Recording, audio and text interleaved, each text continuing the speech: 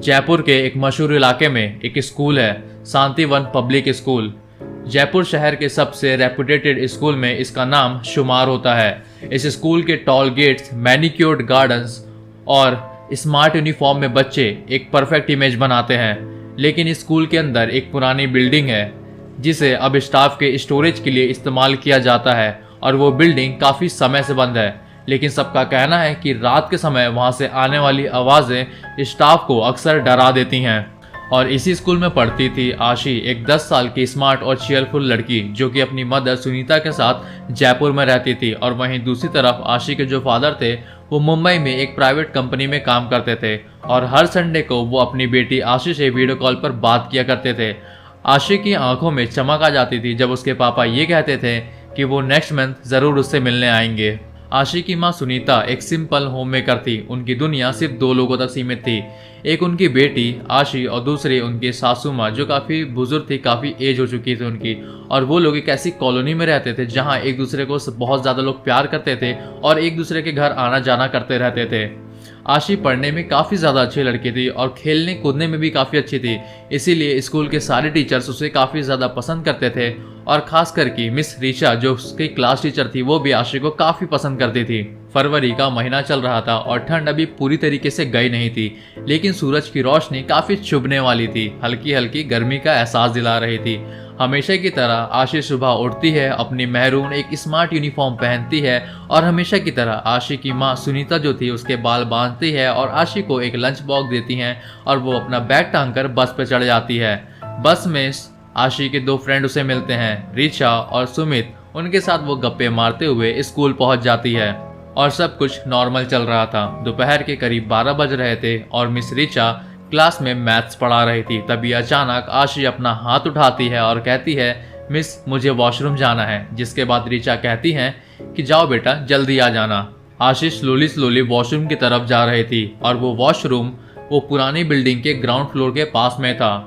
आशी वॉशरूम से बाहर निकलती है और अपना हाथ धो रही थी। तभी अचानक उसकी नज़र शीशे पे पड़ती है। तब वो देखती है कि एक औरत, एक लंबी औरत जिसने काले कपड़े पहने हुए थे, उसके खुले लंबे बाल, और वो सीधा आशी को घूर रही थी। आशी डर के मारे पीछे देखती है लेकिन वहाँ कोई भी नहीं था, लेकिन वो औरत अभी भी शीशे में चमक रही थी। माँ। आशी के मुंह से शब्द भी नहीं निकल रहे थे। वो डर के मारे वॉशरूम से भागती है और अपने क्लासरूम में जा पहुंचती है। वहां पहुंचने के बाद वो अपनी वाटर बॉटल को उठाती है और ज़मीन पर मारती है, जिसके बाद उसकी वाटर बॉटल फूट जाती है और वो तेज तेज चिल्लाने लगती है कि वो मुझे देख रही है, वो यहाँ भी आ गई। और उस क्लास के सभी बच्चे डर के मारे एक कोने में इकट्ठा हो जाते हैं। आशी के चिल्लाने की आवाज़ सुनकर मिस ऋचा जो उस क्लास की टीचर थी वो भागते हुए क्लास के अंदर आती है और वो आशी को संभालने की कोशिश करती हैं, लेकिन आशी कुछ भी सुनने के लिए तैयार नहीं थी और वो लिपट के एक कोने में डर के मारे काँप रही थी। शर्मा मैडम जो कि स्कूल की प्रिंसिपल थी, जब उन्होंने ये सारी चीज़ें सुनी तब उन्होंने आशी को अपने प्रिंसिपल कैबिन में बुलाया।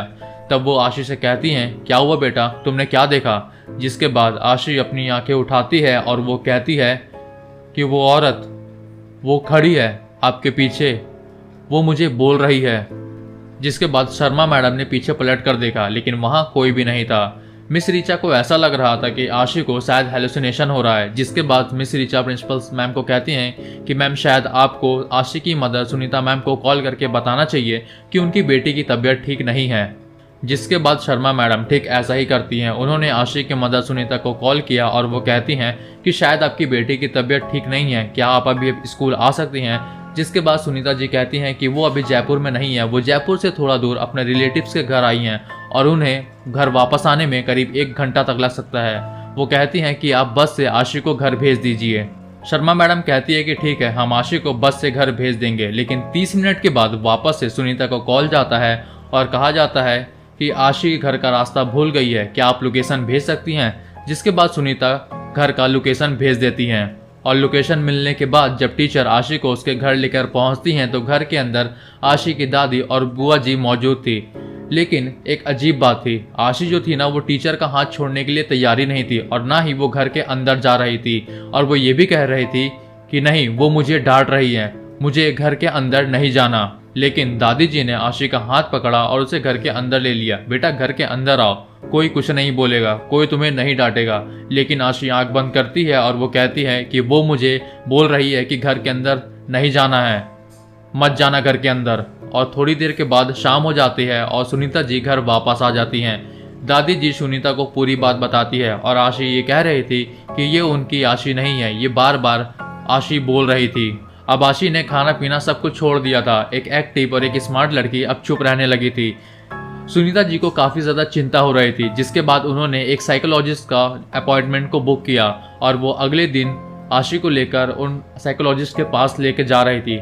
जब वो ऑटो में थी तब आशी कहती है कि वो देखो मम्मी, वो मुझे देख रही है, मीरा, वो मुझे देखकर हंस रही है। लेकिन जब सुनीता जी ने वहाँ देखा तो वहाँ कोई भी नहीं था। उन्होंने अपनी बेटी आशी को जोर से पकड़ लिया और उनका दिल भी बहुत तेज़ी से धड़क रहा था, लेकिन उन्हें भी काफ़ी डर लग रहा था। लेकिन उन्होंने अपने चेहरे पर वो नहीं दिखाया और वो आशी से कहती हैं कि बेटा वहाँ कोई भी नहीं है, कोई नहीं है वहाँ। लेकिन आशी ने अपनी माँ की तरफ देखते हुए कहा कि माँ वो यही है, वो हमेशा मेरे साथ रहती है, वो हमेशा मेरे आसपास रहती है, वो मीरा। सुनीता जी ने फिर से अपने आसपास देखा लेकिन वहाँ कोई भी नहीं था। दोपहर थी, सब लोग नॉर्मली चल रहे थे, लेकिन आशी के लिए अब कुछ भी नॉर्मल नहीं रहा था। डॉक्टर अवस्थी, जो कि जयपुर की काफ़ी मशहूर और काफ़ी पॉपुलर साइकोलॉजिस्ट थी, वो आशी से पूछती हैं, हाय आशी कैसी हो? लेकिन आशी एकदम चुप थी। वो सीधा डॉक्टर अवस्थी को बहुत ही डरावनी नज़रों से घूर रही थी। जिसके बाद आशी ने धीरे से कहा, मम्मा को बाहर भेज दो, मैं उनके सामने कुछ नहीं कह सकती। जिसके बाद डॉक्टर अवस्थी ने उनकी मदर सुनीता जी को उस रूम से बाहर भेज दिया। वैसे रूम के अंदर एक कैमरा लगा हुआ था उस सेशन को रिकॉर्ड करने के लिए। जिसके बाद डॉक्टर अवस्थी ने एकदम सॉफ्ट टोन में पूछा, क्या हुआ आशी बेटा, कौन है वो मीरा, क्या तुम मुझे उसके बारे में बता सकती हो? आशी की आंखों में काफ़ी ज़्यादा डर था, लेकिन उसने बोलना शुरू किया। वो लंबे बाल वाली है, वो काले कलर के कपड़े पहनती है, उसकी आंखें इतनी ज़्यादा डरावनी है कि ऐसा लगता है कि वो मेरे अंदर घुस जाती है। उसकी आवाज़ें मेरे कानों में गूंजते रहती है। वो कहती है कि तू अकेली है, तुझे कोई पसंद नहीं करेगा, तू एक काम कर, अपने भाई और माँ को मार डाल या तो मेरे साथ आ जा। डॉक्टर ने रिकॉर्डर को चालू रखा और आशी बोलती गई। वो कहती है कि वो मुझे अपने पास बुला रही है। वो कहती है कि तुझे इस दुनिया में कोई पसंद नहीं करेगा, तू सिर्फ मेरी है, सिर्फ मेरी है, मेरे पास आ जा। डॉक्टर ने उसका नाम पूछा। वो क्या कहती है, उसका नाम क्या है? आशी सर को नीचे करते हुए कहती है, मीरा। डॉक्टर ने सेशन के बाद सुनीता जी को अंदर बुलाया और उनका चेहरा एकदम सीरियस था। सुनीता जी को डॉक्टर कहते हैं कि आपकी बेटी हेलुसिनेट कर रही है और ये हेलुसिनेशन नॉर्मल नहीं है, उसके अंदर एक डोमिनेंट प्रेजेंस है और वो अपनी पर्सनैलिटी को डिस्टर्ब करते जा रही है। सुनीता जी की आंखें भर आई और वो कहती हैं कि क्या इसका मन का है? डॉक्टर कहते हैं कि हो सकता है और नहीं भी। डॉक्टर सजेस्ट करते हैं कि कुछ दिनों के लिए आशी को एक स्ट्रॉन्ग मेडिटेशन चालू करना होगा। अगर सिम्टम्स ना घटे तो हमें और ज़्यादा डीपर थेरेपी और इन्वेस्टिगेशन करनी होगी। जिसके बाद सुनीता जी ने हाँ में तो सर हिला दिया, लेकिन उनके दिल में एक डर बैठ चुका था। उन्हें कहीं ना कहीं ऐसा लग रहा था कि शायद ये कोई बीमारी नहीं है, ये कुछ और ही है। सुनीता जी आशी को लेकर घर वापस आ जाती हैं। रात के समय सुनीता जी, दादी जी और बुआ जी सब कोई आशी के बेड के पास थे और उसका हाथ थामे हुए थे। आशी सो तो गई थी, लेकिन उसका चेहरा अभी भी बेचैन था। ऐसा लग रहा था कि वो अपने सपने में भी किसी से लड़ रही हो, किसी से जूझ रही है। और रात के करीब 12:10 पर आशी उठ जाती है। उसकी आंखें आधी खुली हुई थी। वो धीरे धीरे कमरे के बाहर निकलती है और फर्स्ट फ्लोर की तरफ बढ़ती है। सुनीता जी ने सोचा कि शायद वो वॉशरूम के लिए जा रही होगी, लेकिन उसका चुपचाप चलना और उसका चेहरा सब कुछ अजीब था। इसीलिए सुनीता जी ने आशी का पीछा किया। आशी फर्स्ट फ्लोर से होते हुए टेरिस पे एक कोने पे जाकर खड़ी हो गई और जब टेरिस का दरवाज़ा खुला सुनीता जी ने देखा तो उनके पैरों तले ज़मीन खिसक गई। आशी टेरिस के कोने में खड़ी थी। किचन से चुराया हुआ एक छोटा सा चाकू उसके हाथ में था और वो कुछ बोल रही थी, मैं अब उसकी हो जाऊं या मम्मा को पहले ले जाऊं। मीरा ने कहा था अगर मैं उसकी हो जाऊंगी तो सब कुछ ठीक हो जाएगा। जिसके बाद सुनीता जी ने बिना एक सेकंड गवाए वो दौड़कर आशी के पास गए, उसके हाथ से चाकू को पकड़ के फेंका और अपने सीने से लगाकर उसे घर के नीचे लेकर आ गई। आशी बिल्कुल भी नहीं चिल्ला रही थी, वो एकदम शांत थी, लेकिन धीरे से वो एक बात बोलती है, मम्मा वो गुस्सा हो गई, वो अब मुझे मार डालेगी। जिसके बाद सुनीता जी अब ये सब सारी चीज़ें अकेले हैंडल नहीं कर पा रही थी। उन्होंने सारी बात अपने हस्बैंड राजीव को मुंबई कॉल कर सारी चीज़ें बारी बारी से सबको समझा दिया। राजीव कहते हैं कि सुनीता ये सारी चीज़ें नॉर्मल नहीं है, मैं बचपन में ऐसे केसेस देख चुका हूँ। बिना एक वक्त गवाए कल सुबह होते ही तुम बाबा रुद्रनाथ के पास चले जाओ। सुनीता ने घबरा कर पूछा, कौन बाबा रुद्रनाथ? राजीव कहते हैं कि वो सांभर झील के बगल में जो बालाजी मंदिर है वो बाबा वहीं बैठते हैं। मैं कल ही जयपुर आ रहा हूँ, लेकिन सुबह होते ही बिना वक्त गवाए तुम बाबा जी के पास आशी को ले जाना। अगली सुबह राजीव का कॉल आया और वो कहता है कि वो फ्लाइट में बैठ चुका है, वो जयपुर आ रहा है, लेकिन तुम जल्दी से बाबा रुद्रनाथ के पास जाओ और दरवाजे पर जाकर उनका नाम लेना, दरवाजा खुल जाएगा। सुनीता ने आशी को रेडी किया और सांभर झील के बगल वाले बालाजी मंदिर में बैठने वाले बाबा रुद्रनाथ के पास आशी को ले गई। बाबा रुद्रनाथ सफेद कपड़ों में टीका लगाए बैठे हुए थे। उन्होंने दूर से आशी को देखकर अपनी आंखें बंद कर ली। ये लड़की नहीं है, इसके अंदर कुछ और है, एक औरत का साया है मीरा, और ये आत्मा काफी पुरानी है। सुनीता काफी ज्यादा डर गए। उसने बाबा से पूछा, क्या करें बाबा जी? बाबा ने एक ताबीज दिया और कहा, आशी के गले में इसे बांध दो, और एक सफेद मूंगफली दी और कहा कि आशी को कहना कि थोड़ी देर के लिए अपने सीने पे इस मूंगफली को रखे और जब मैं कहूँ तो इसे वापस हटा देना। सुनीता जी ने सब कुछ वैसा ही किया। 5 मिनट के बाद बाबा ने कहा कि मूंगफली को हटा दो। जैसे ही मूंगफली हटाई गई उसके अंदर एक लाल कलर की गांठ बन गई और अंदर से एक लाल कलर का पानी ऐसा बहने लगा।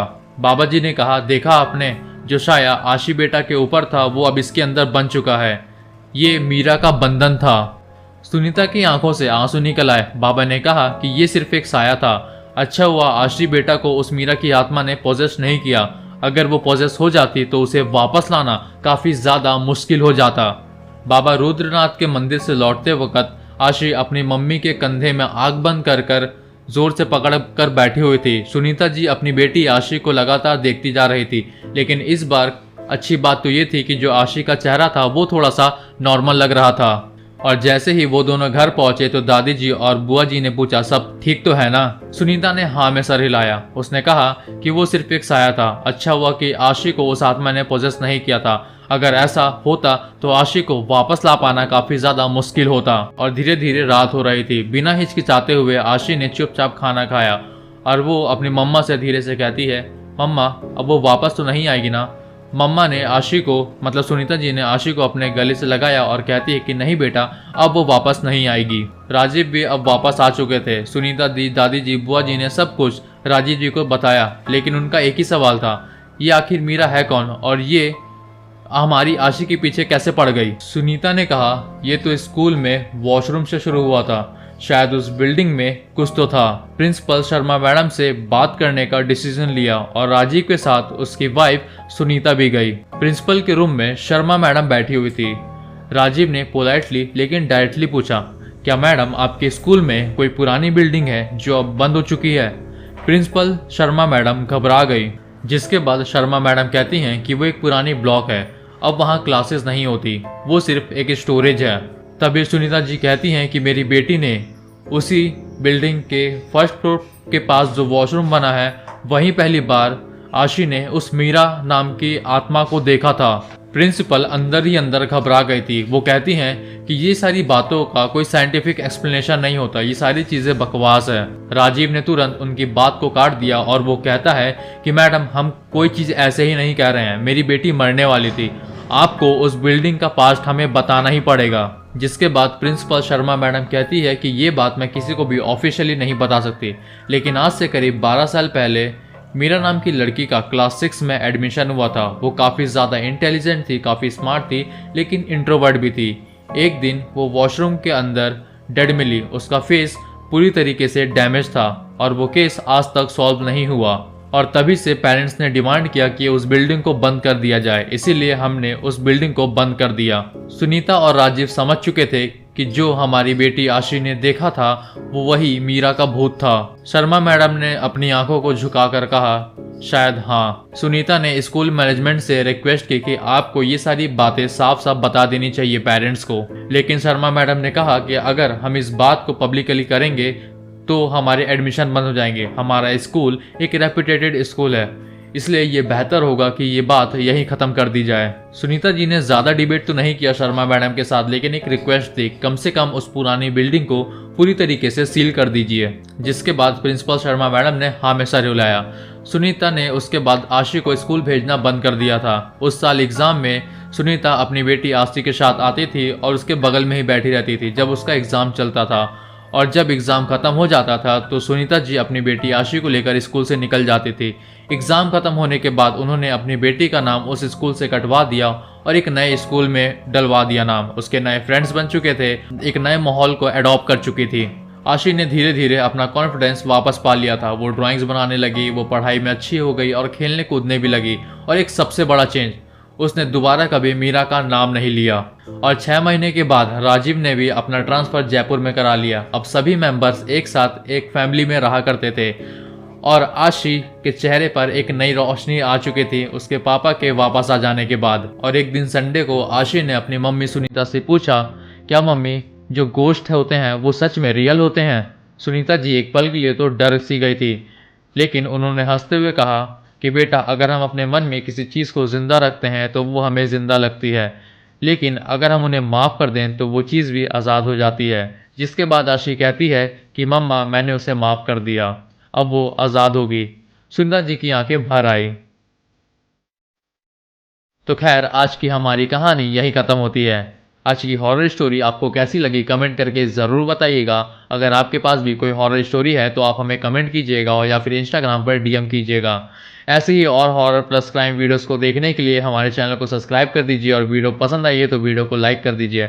आप लोगों से फिर मुलाकात होगी एक और नई हॉरर वीडियो के साथ। जब तक के लिए अपने बच्चों को स्कूल के पास्ट को ध्यान में रखते हुए एडमिशन करवाइए। क्या पता, हो सकता है उस स्कूल में भी एक अधूरी भटकती आत्मा घूम रही हो। आप लोगों से फिर से मुलाकात होगी। जब तक के लिए अपना ख्याल रखें। बाय।